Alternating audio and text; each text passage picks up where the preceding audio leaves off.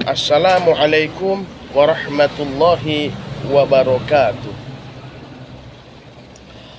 Bismillahirrahmanirrahim. Selamat pagi saudara-saudari dimanapun Anda berada.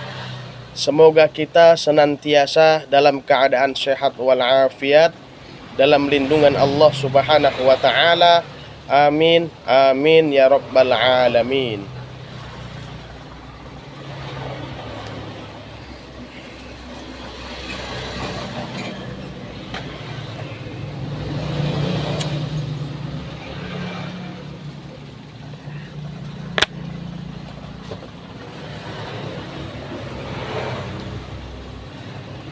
Jadi pada kesempatan pagi hari yang cerah ini, yang indah ini, dan ini tanggal merah, saya Ihsanul Musa ingin sedikit dongeng-dongeng bercerita tentang hidup perlu dan penuh dengan perjuangan.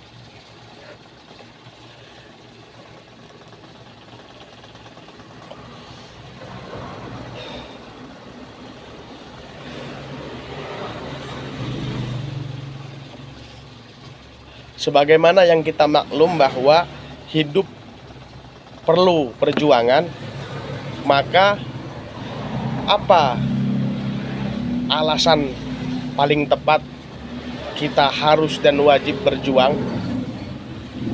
Mungkin berbagai macam jawaban orang, berbeda-beda pendapat orang, tapi sesungguhnya yang paling tepat adalah alasan dan landasan kenapa kita wajib berjuang. Karena berjuang adalah perintah Allah subhanahu wa ta'ala yang telah dicontohkan oleh Nabi kita tercinta Sayyiduna Muhammad sallallahu alaihi wasallam. Itu alasan dan landasan yang paling utama, yang paling kuat, yang paling tepat. Kenapa kita kalau mengaku orang Islam wajib berjuang dalam menjalani hidup dan kehidupan di atas muka bumi ini.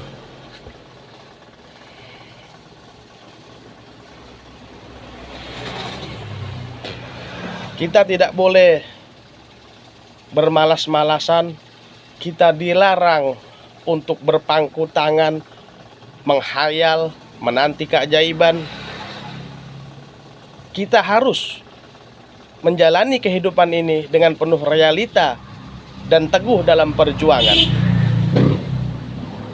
Perkara hasil kita serahkan kepada Allah subhanahu wa ta'ala. Karena punten nuwun sewu, maaf sebelumnya, sebelum saya lanjutkan ini, saya yakin saya udah feeling akan banyak yang kontra dengan pendapat saya, bahwa saya sesungguhnya tidak sepenuhnya sepaham, tidak sepenuhnya setuju dengan peribahasa atau kalimat yang sering kita dengar dalam kehidupan sehari-hari, bahwa proses tidak akan mengkhianati hasil. Punten nuwun sewu, saya tidak sependapat dengan peribahasa tersebut. Karena kalau kita bedah kalimatnya, proses tidak akan mengkhianati hasil. Di situ bermakna adanya kepastian.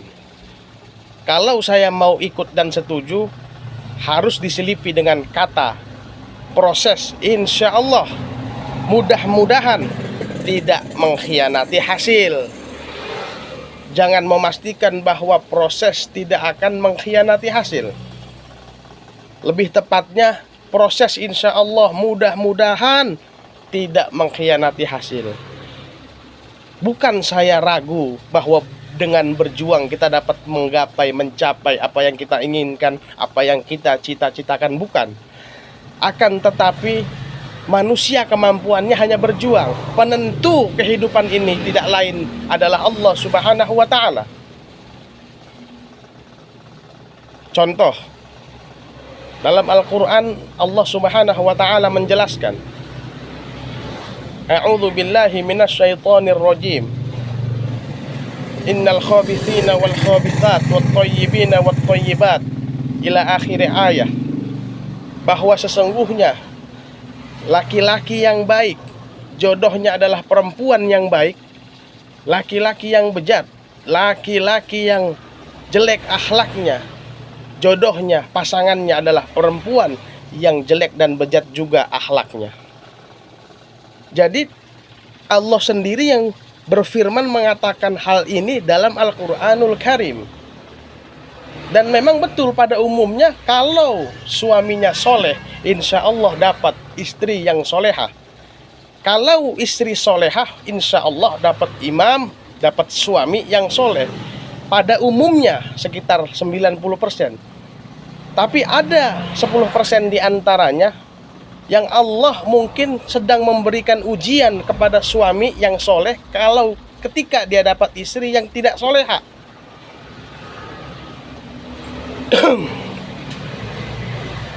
Atau sebaliknya, istri soleha mungkin sedang dapat ujian dengan mendapatkan suami yang tidak soleh. Seperti contoh istri Fir'aun, Siti Asy'ah. Siti Asy'ah itu salah satu perempuan yang soleh, yang soleha. Bahkan saking solehahnya istri Fir'aun yang bernama Siti Asy'ah, nanti istri baginda Nabi Muhammad SAW di surganya Allah Subhanahu wa Ta'ala, menurut penjelasan para ulama, salah satunya adalah Siti Asy'ah. Jadi Siti Asy'ah ini sudah Allah takdirkan, sudah Allah tetapkan nanti di surganya Allah pasangannya adalah Rasulullah SAW. Saking solehahnya istri Asy'ah. Tapi kenyataannya ketika di dunia ia mendapatkan suami yang zalim, suami yang bejat. Bahkan saking zalim dan bejatnya seorang Fir'aun, iblis pun sampai kaget ketika puncak kedzaliman seorang Fir'aun mengatakan, qala ana rabbukumul a'la, saya adalah Tuhan kalian semua. Iblis kaget menjerit ketika mendengar Fir'aun berkata demikian, bahwa sebangsat-bangsatnya saya, sebrengsek-brengseknya saya, kata iblis, gak berani sampai ngaku Tuhan. Loh kok ente manusia ngaku Tuhan, kata iblis ketika itu. Artinya apa? Ada contoh-contoh seorang istri yang solehah mendapat suami yang tidak soleh, bahkan dolim seperti Fir'aun.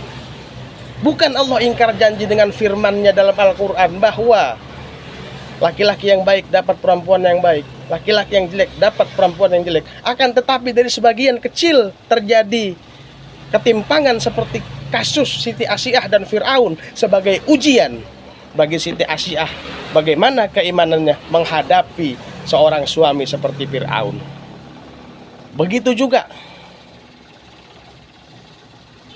di antara para nabi, ada di antara mereka yang istrinya tidak solehah, seperti contoh istri Nabi Nuh alaihissalam. Mohon maaf dan mohon dimaklum habis saya skip, ada yang beli. Mari kita lanjut. Seperti contoh istri Nabi Nuh alaihissalam. Nabi Nuh bukan hanya seorang suami yang soleh, bahkan beliau seorang nabi yang mana tak perlu diragukan kesolehannya, tapi mendapat istri yang pembangkang, istri yang tidak solehah, sebagai ujian bagi Nabi Nuh dalam menjalani perjalanan dakwahnya. Jadi contoh-contoh hal-hal yang demikian bisa juga kita jadikan satu pelajaran bahwa belum tentu ketika kita berjuang keras, berjuang teguh, kita teguh dalam perjuangan, teguh dalam prinsip, akan mendapatkan kejayaan dan kesuksesan. Itu saya nggak sepakat. Tapi kalau akan mendapatkan kebaikan, saya setuju. Karena yang dimaksud kebaikan tidak melulu tentang kesuksesan dan kejayaan duniawi.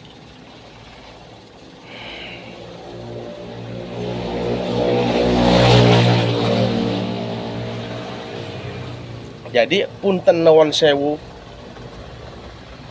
kalau kita berbeda pendapat dalam hal ini.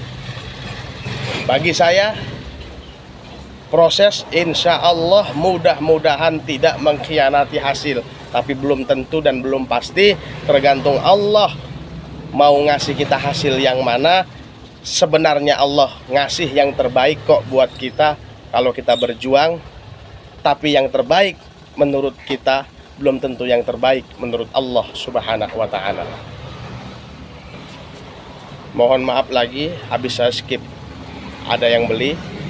Dan yang kali ini tadi saya lupa udah sampai mana, tapi yang jelas kita kembali kepada inti pembahasan, inti pembicaraan, bahwa mudah-mudahan insya Allah orang yang berjuang dengan teguh, orang yang kerja keras mendapatkan kesuksesan dan kejayaan. Tapi memang belum tentu dan belum pasti. Terkadang orang yang sudah bekerja keras itu, orang yang teguh dalam perjuangan itu tidak diberikan kesuksesan dan kejayaan sebagaimana yang diinginkan. Bisa jadi sebagai ujian dari Allah Subhanahu wa Ta'ala bagi mereka.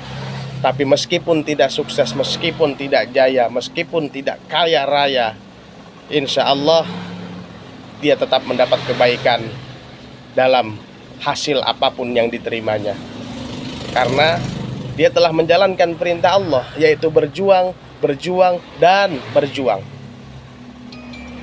Mindset kita dalam berjuang ini tidak lain dan tidak bukan karena berjuang adalah perintah Allah dan dicontohkan oleh Rasulullah Shallallahu Alaihi Wasallam, bukan dengan satu keyakinan bahwa dengan berjuang ini kita akan sukses, dengan berjuang ini kita akan kaya raya. Belum tentu, walaupun kita ingin sekali. Jadi tugas kita berjuang, berjuang, berjuang saja. Hasil serahkan kepada Allah Subhanahu wa Ta'ala. Dan sekali lagi, punten nuwun sewu, saya paham kok, saya udah berfeeling kok, saya sudah menggali akan banyak yang tidak setuju dan kontra dengan pendapat saya ini. Pasti diantara kita ini yang melihat video ini nanti ada yang nggak setuju. Enggak lah, kalau berjuang pasti sukses lah, pasti berhasil lah. Ya kita harus legowo. Anda pakai cara pendapat Anda, saya pakai cara saya. Anggap saja Anda doyan mie ayam, saya lebih doyan bakso. Dan kedua-duanya adalah menu makanan yang diperbolehkan. Dua-duanya halal. Kecuali yang saya makan adalah bakso babi. Wong saya makan bakso sapi kok. Wong saya makan bakso urat kok. Dihina, dicemooh. Begitu, saudara.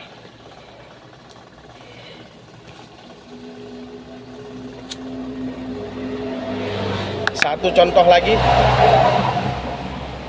sebagai penguat daripada pendapat saya bahwa 25 Rasul yang wajib dikenal. Tapi sebelumnya saya kasih penjelasan sedikit bahwa aslinya para Rasul itu ada 313 jumlahnya. Tapi yang wajib diketahui 25, itu wajib diketahui, wajib dihafal oleh orang Islam. Kalau jumlah para nabi sebenarnya aslinya ada 124.000. Di antara 124.000, 315 lah di antara mereka yang diangkat jadi Rasul. Nabi belum tentu Rasul, kalau Rasul sudah pasti Nabi. Kalau Nabi dapat wahyu dari Allah melalui malaikat Jibril untuk khusus dirinya agar beribadah kepada Allah Subhanahu wa Ta'ala, tanpa dia punya beban dan tanggung jawab menyampaikan risalah, menyampaikan dakwah, itulah seorang nabi. Tapi kalau Rasul, ketika dapat wahyu dari Allah melalui malaikat Jibril, dia wajib menyembah Allah, beribadah kepada Allah, dan wajib menyampaikan dakwah risalah kepada umat manusia agar mengenal Allah Subhanahu wa Ta'ala. Itulah pembedaan yang mendasar antara nabi dan rasul. Nabi jumlahnya 124.000, Rasul 315, yang wajib dikenal 25 Rasul. Dan di antara 25 Rasul ini ada Rasul pilihan, Rasul yang disaring lagi oleh Allah, yang ujiannya, cobaannya lebih berat daripada 25 Rasul yang lainnya. Ujiannya, perjuangannya lebih gigih daripada 20 Rasul sisanya. Itulah yang disebut Rasul Ulul Azmi. Rasul Ulul Azmi diantaranya adalah Nabi Nuh alaihissalam, Nabi Ibrahim alaihissalam, Nabi Musa, Nabi Isa, dan Nabi Muhammad sallallahu alaihi wasallam. Kenapa Nabi Nuh dimasukkan di antara 5 rasul ulul azmi, rasul pilihan, rasul terbaik di antara para rasul? Kenapa Nabi Nuh masuk padahal pengikut Nabi Nuh sedikit? Oke, lanjut lagi. Habis di skip ada yang beli. Kenapa Nabi Nuh masuk kepada 5 rasul ulul azmi, rasul pilihan, rasul terbaik? Kenapa Allah masukkan Nabi Nuh satu di antara 5 rasul tersebut, padahal pengikut Nabi Nuh sedikit? Lebih banyak pengikutnya Nabi Sulaiman alaihissalam dong ketimbang Nabi Nuh. Kalau bicara pengikut, kalau bicara hasil. Tapi Allah subhanahu wa ta'ala tidak memandang hasil. Yang Allah pandang perjuangannya, kegigihannya, teguhnya dalam perjuangan, dalam prinsip. Itu yang Allah lihat. Karena kalau hasil mutlak, pemberian hadiah dari Allah subhanahu wa ta'ala. Dari situlah saya berangkat bahwa perjuangan kita dalam bidang apapun, berjuang saja tanpa perlu kita menghayal-hayal hasilnya. Berjuang saja karena semata-mata perjuangan itu adalah perintah Allah yang dicontohkan oleh Rasulullah Shallallahu Alaihi Wasallam saja. Karena belum tentu orang yang berjuang akan nanti menikmati, membuahkan hasil. Mohon maaf, bukan saya melemahkan, mematahkan semangat orang-orang yang sedang berjuang. Tolong dimengerti, jangan disalahfahami omongan saya ini sebagai pelemah perjuangan, bukan. Untuk apa saya bikin video ini kalau untuk melemahkan perjuangan? Saya pribadi orang yang nonstop 24 jam dagang, bukan orang yang nggak berjuang. Mohon maaf, bukannya curhat, bukannya sombong, enggak. Akan tetapi semata-mata saya berjuang karena perjuangan itu perintah agama, dah itu aja, titik. Hasil terserah Allah.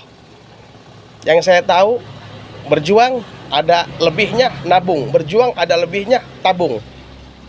Bahwa tabungan ini akan menghasilkan apa? Wallahu a'lam bissawab. Mari kita sharing-sharing. Mari kita diskusi, ngobrol dengan kejujuran. Katakan yang sebenarnya walaupun itu pahit. Qulil haqqo walau kana murron. Katakan kebenaran walaupun pahit. Termaksud saya berani mengatakan orang-orang yang berjuang belum tentu nanti menikmati hasilnya. Akan tetapi jangan berkecil hati, jangan bersedih. Tetap orang-orang yang berjuang itulah yang akan menerima kebaikan di ujung cerita kehidupan kita nanti. Karena paling tidak kalau orang telah berjuang sekuat tenaga dengan segenap kemampuan yang ada, minimal kalaupun dia tidak berhasil, dia tidak ada rasa penyesalan karena dia berada dalam barisan-barisan orang yang berjuang tadinya. Tapi apa daya, keberuntungan ataupun hasil tidak dan belum memihak kepadanya. Saya harus berkata jujur akan hal ini. Kalau kita berbeda pendapat, berbeda paham, sekali lagi mari kita dewasa. Saya masih tetap nyaman dan enjoy memakai paham saya yang seperti ini. Dan jangan paksakan untuk Anda pakai pendapat saya ini kalau dalam diri Anda nggak nyaman. Toh ini bukan urusan akidah, ini bukan urusan usul yang ketika kita beda pendapat, beda paham, lalu yang satunya kafir, yang satunya munafik, kan nggak begitu. Ada yang beli, ini saja dulu bincang kita pada kesempatan kali ini. Apabila ada benarnya dari Allah, kesalahan dari saya. Wassalamualaikum warahmatullahi wabarakatuh.